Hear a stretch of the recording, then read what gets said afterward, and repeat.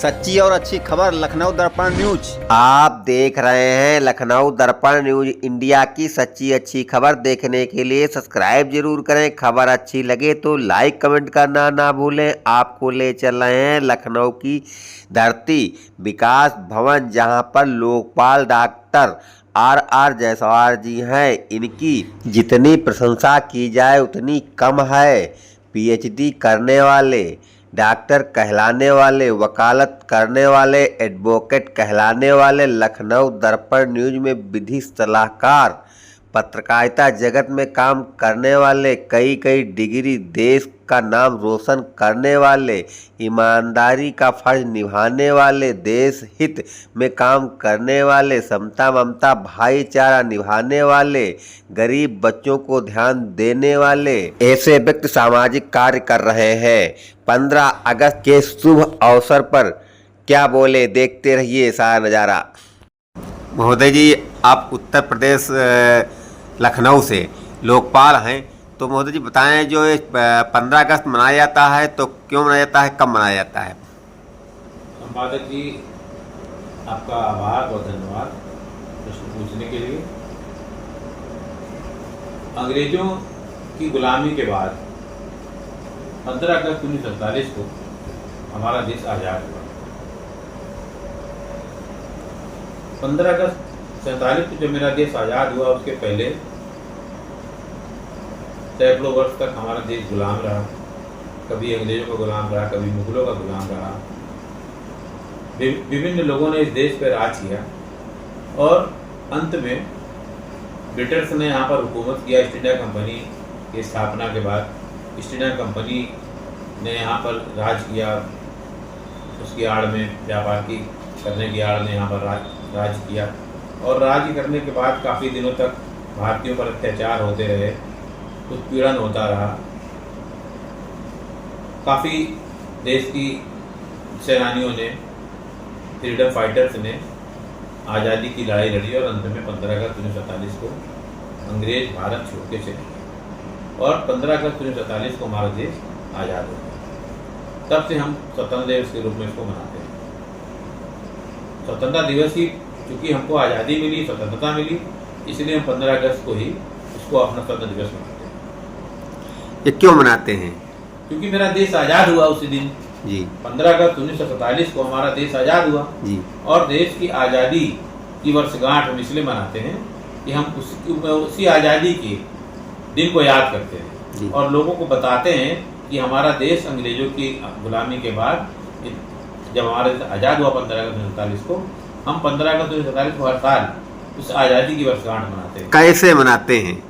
हम उस दिन गोष्ठियाँ करते हैं, राष्ट्रीय ध्वज को फहराते हैं और स्कूलों में प्रभात फेरियों के माध्यम से लोगों को बताते हैं। गांव-गांव, कस्बों में, सारे कार्यालयों में झंडा फहराया जाता है। हमारे देश के प्रधानमंत्री जी, राष्ट्रपति जी, राज्यों के मुख्यमंत्री, राज्यपाल और हर जनपद के जिलाधिकारी के कार्यालय में, हर मंडल के मंडलायुक्त कार्यालय में 15 अगस्त 1947 को देश की आज़ादी की वर्षगांठ के रूप में याद करते हैं शहीदों को और शहीदों की याद में देश की गुलामी दूर हुई, इसलिए 15 अगस्त 1947 को हम उसको मनाते हैं। मोदी जी, तिरंगा होता है, तिरंगा में 3 रंग होते हैं, कौन कौन रंग होते हैं, उनका क्या उद्देश्य होता है? देखिए, तिरंगे में 3 रंग होते हैं। सफ़ेद होता है, बीच में केसरिया होता है, हरा होता है। इन तीनों रंगों का अपना अपना महत्व है।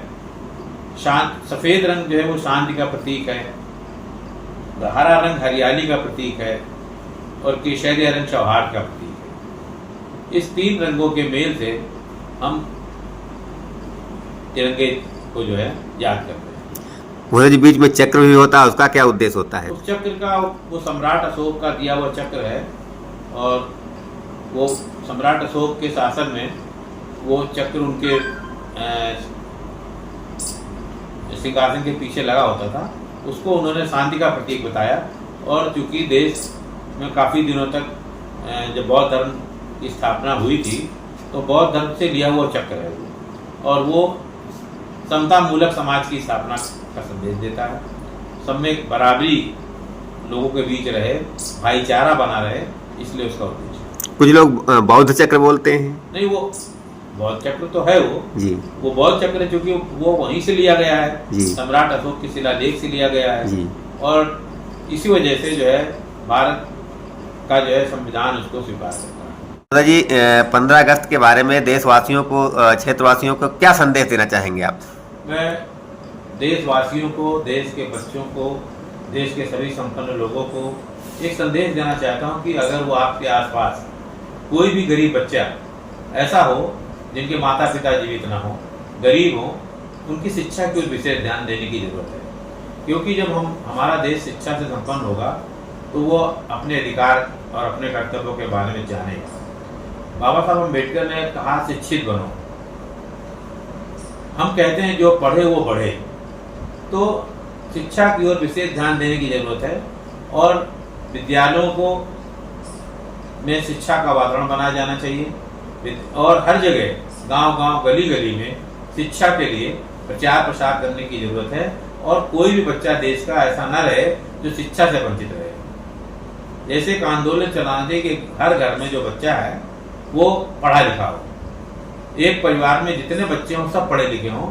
अगर पढ़े लिखे होंगे, अपने अधिकार के बारे में जानेंगे, वो प्रश्न पूछेंगे हर सामने वाले से।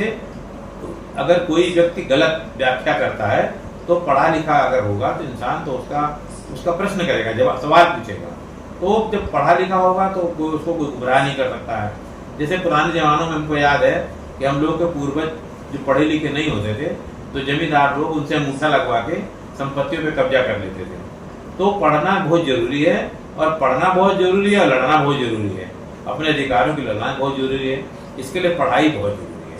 मैं देशवासियों से अपील करना चाहता हूँ आज इस मौके पर कि वो अपने आसपास के जहाँ पर भी उन्हें गरीब बच्चे दिखाई दें, उनके लिए पढ़ाई की व्यवस्था करा दें, किताबों की व्यवस्था करा दें, उनके लिए विद्यालय की व्यवस्था करा दें, उनके लिए इस तरह की व्यवस्था करा दें कि वो पढ़े लिख के आगे बढ़ें।